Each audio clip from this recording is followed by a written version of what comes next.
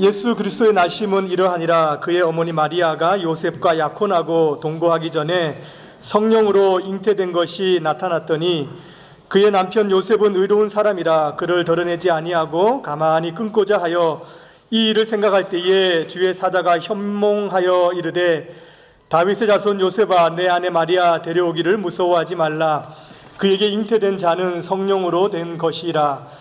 아들을 낳으리니 이름을 예수라 하라. 이는 그가 자기 백성을 그들의 죄에서 구원할 자이심이라 하니라.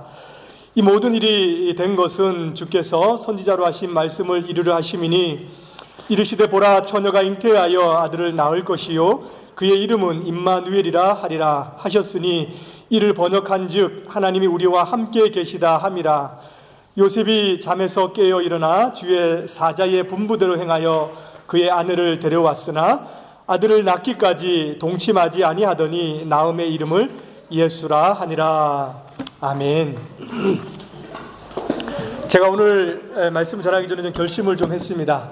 어떻게 해서든 오늘 말씀 좀 짧게 전해야 되겠다. 여러분 그렇게 생각하시죠? 네.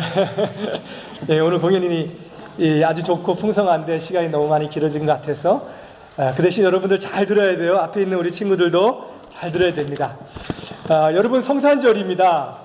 여러분 성탄절 하면 무엇이 생각이 나십니까?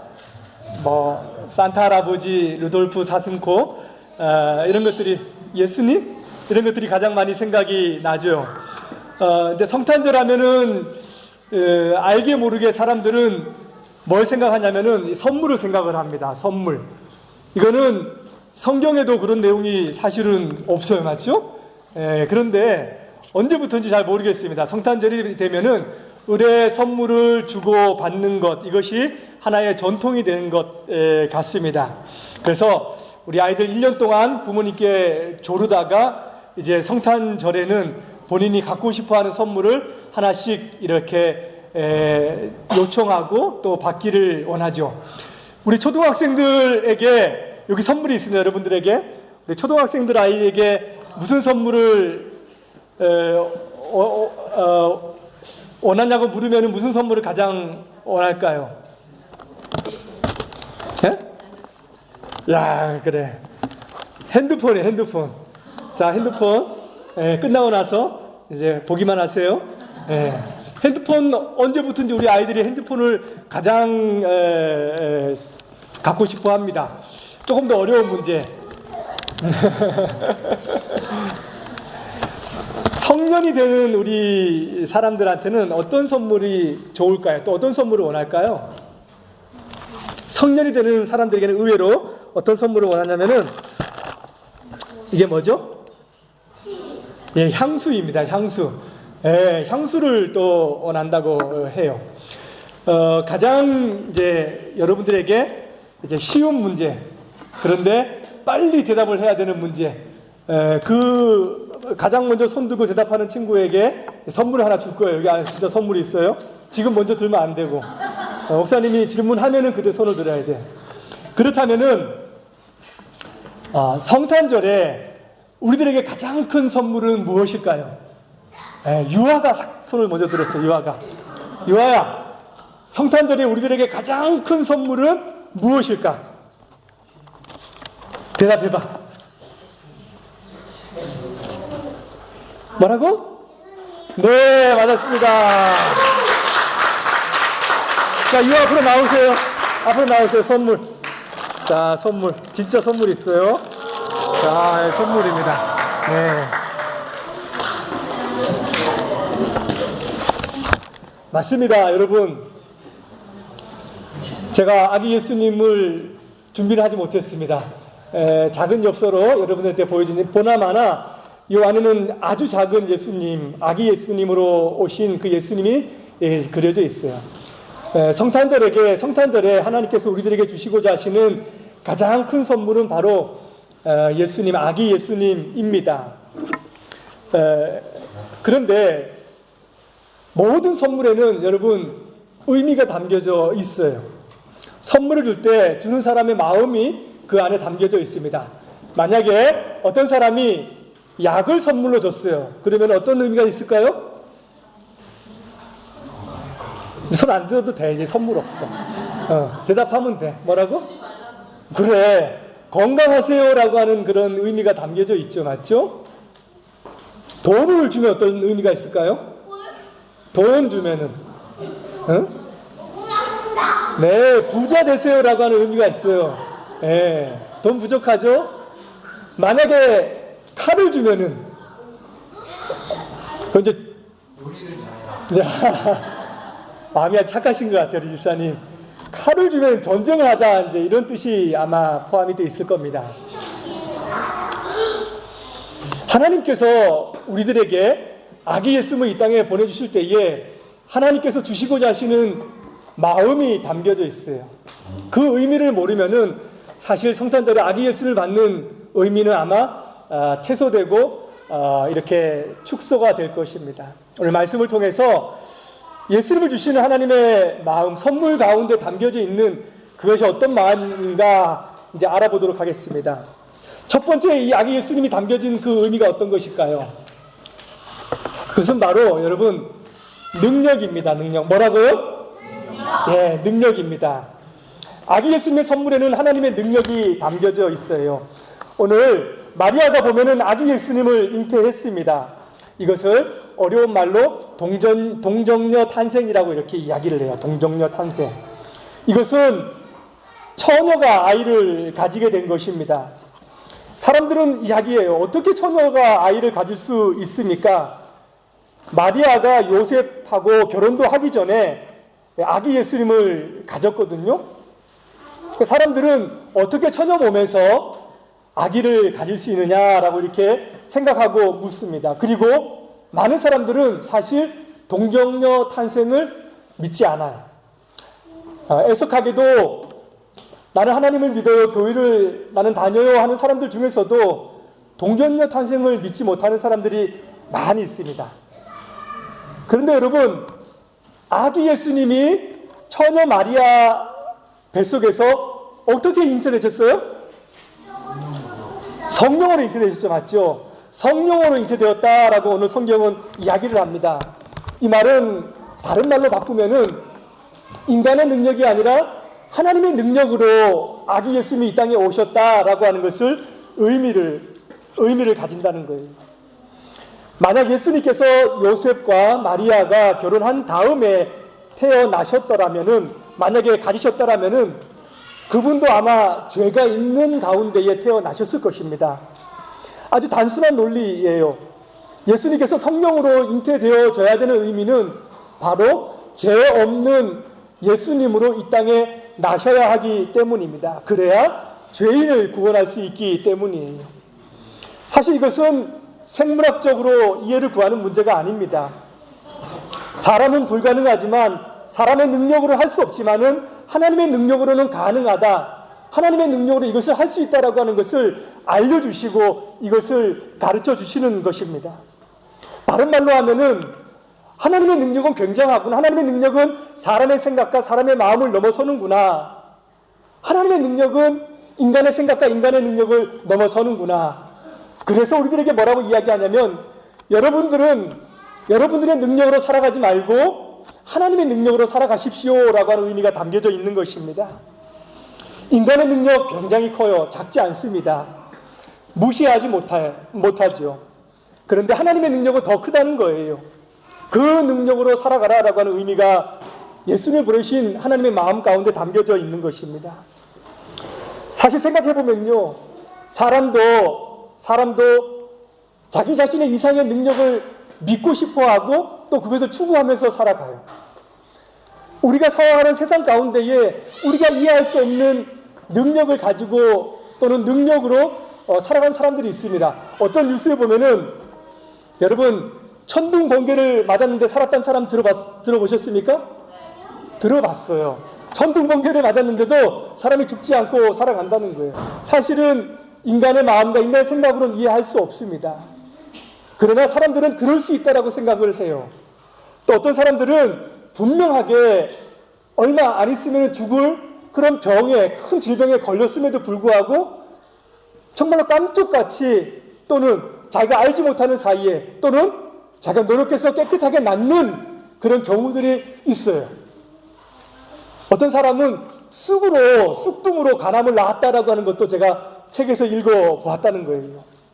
사람은 자기 마음속에 자기 자신의 능력, 인간의 능력 이상을 믿고 그것을 추구합니다. 그런데 하나님의 능력을 믿지 못할 일은 없는 거예요. 세상을 창조하신 하나님의 능력을 믿지 못할 이유가 없다라고 하는 것입니다. 동정녀 탄생도 마찬가지예요. 이것을 믿지 못할 이유는 전혀 없습니다. 누구의 능력이면 가능한 거예요? 하나님의 능력이면 가능하다라고 하는 거예요.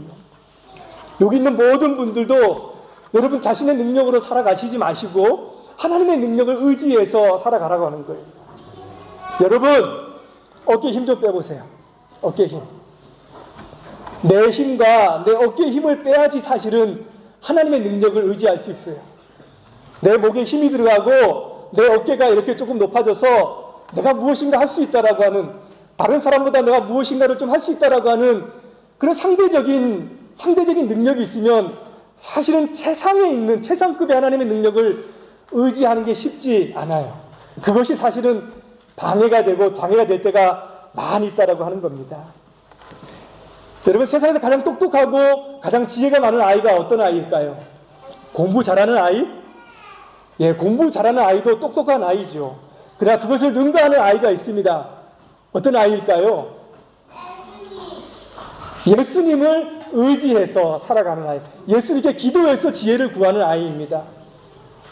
그런 아이는 사실은 다른 사람들보다 탁월하지 못할 수 있어요. 말하자면은 더 많은 이제 출세를 하지 못할 수도 있고 또 다른 사람들보다 이상으로 살아가지 못할 수도 있습니다. 그러나 그 사람은 자신의 능력이 아니라 하나님의 능력을 가지고 살아가기 때문에 자신의 능력에 한계가 미쳤을 때에 그것을 넘어서고 또 그것을 이길 수 있는 하나님의 능력을 가지고 살아간다라고 하는 거예요.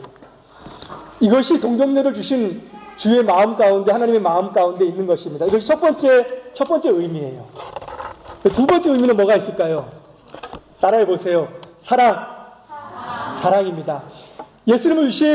아기 예수님을 주신 하나님의 마음, 하나님의 그 선물 가운데에는 이 사랑이 담겨져 있습니다.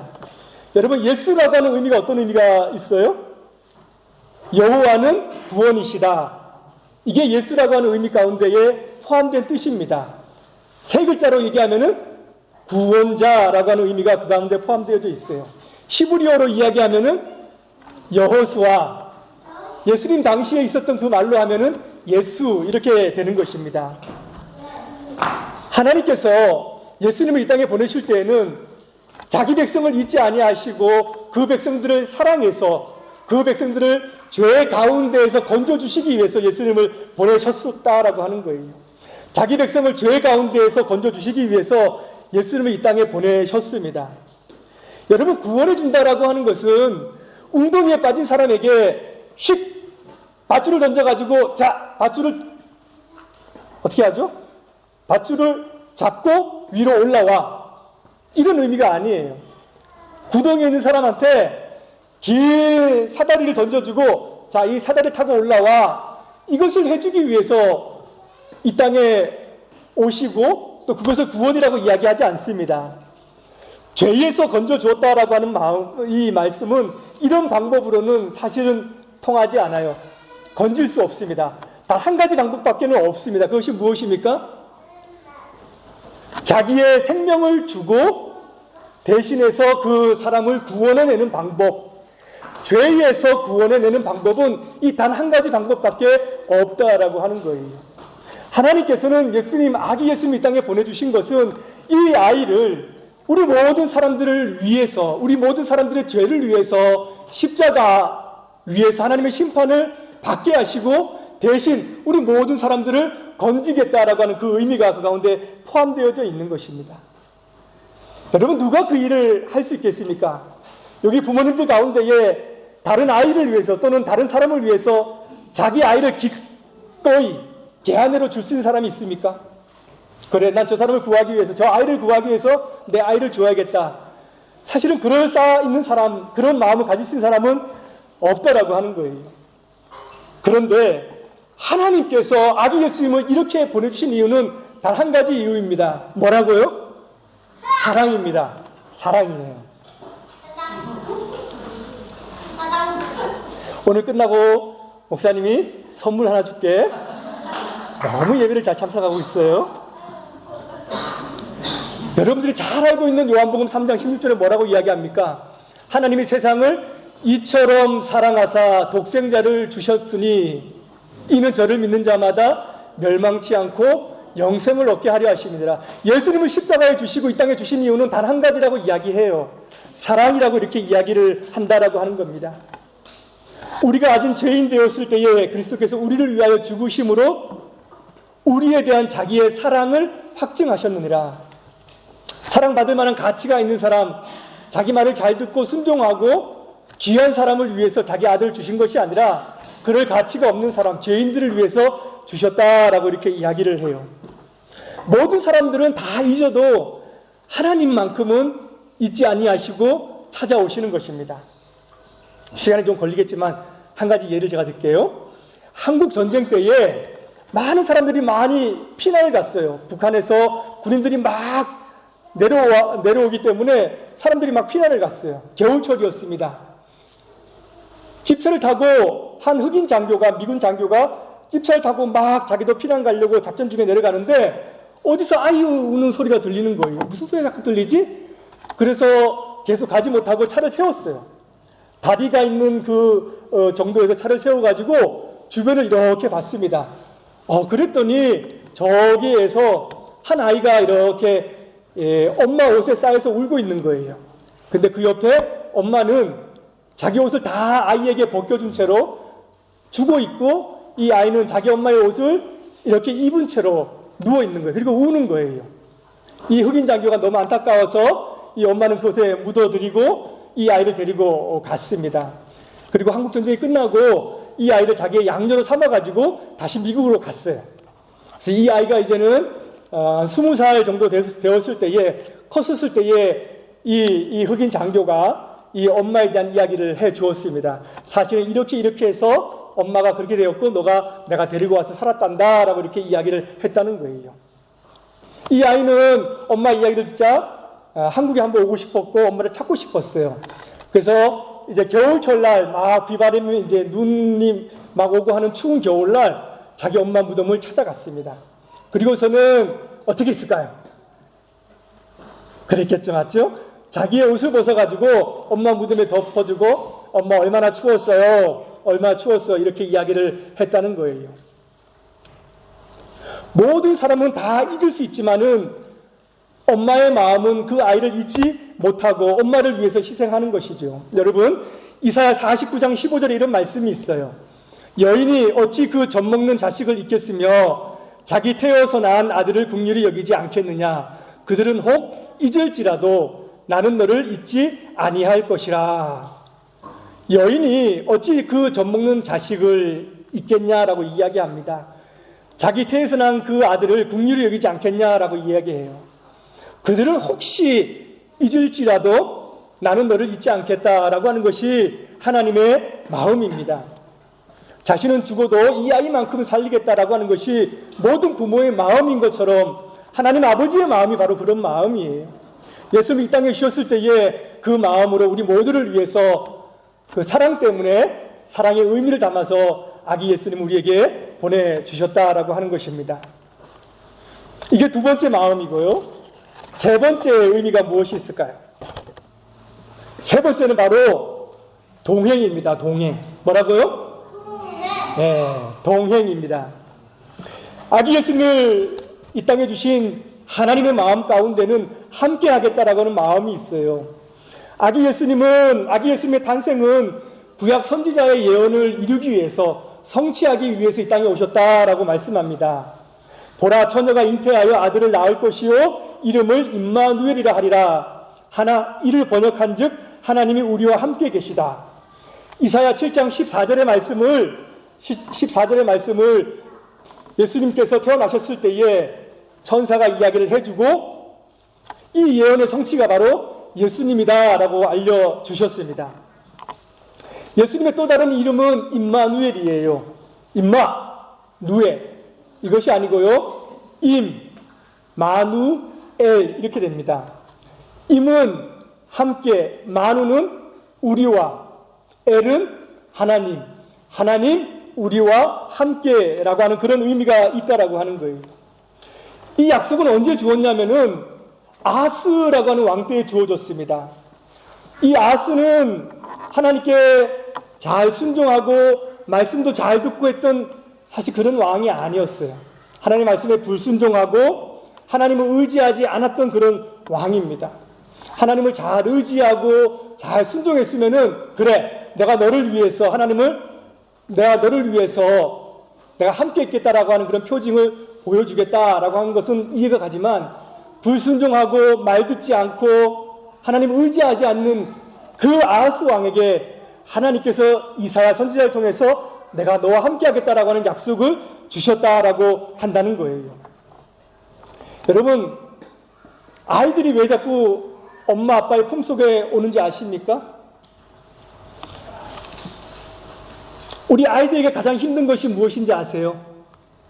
우리 아이들, 어린 아이들이 가장 힘들어하고 어려워하는 것은 바로 부모님으로부터 떨어지는 소외감이에요.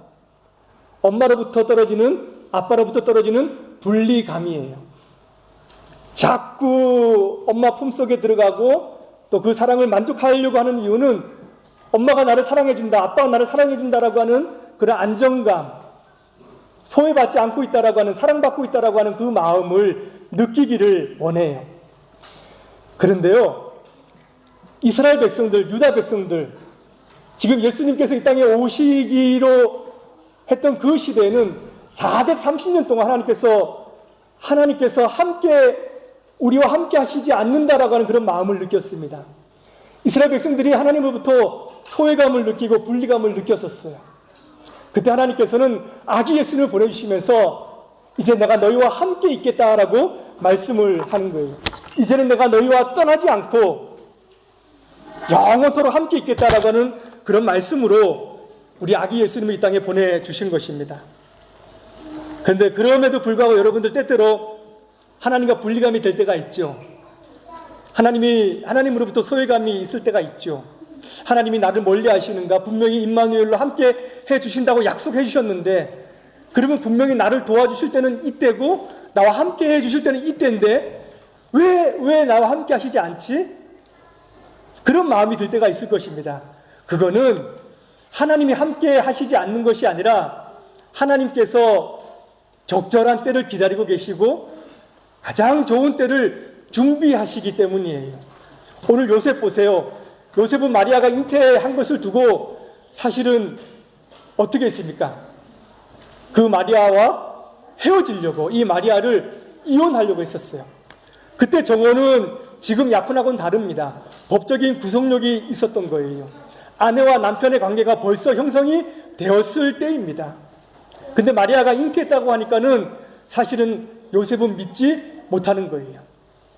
하나님께서는 가장 좋은 때를 기다렸다가 요셉에게 나타나셔서 그 아이는 성령으로 잉태되는 아이고 그 아이는 임마누엘, 우리가 함께하는 아이다라고 하는 것을 이야기해 주셨습니다. 여러분, 하나님의 적절한 때가 분명히 있다라고 하는 것을 확신하면서 살아가시기 바랍니다.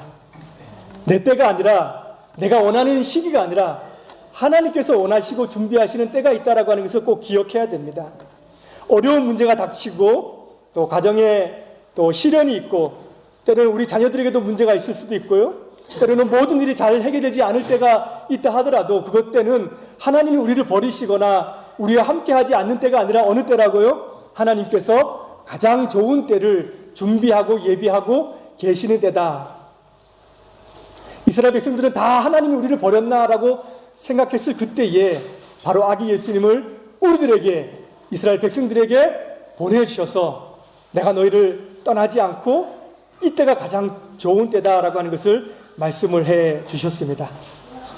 여러분, 아기 예수님을 선물로 보내주신 예수님의 마음, 그것은 바로 능력과 사랑과 그리고 동행입니다.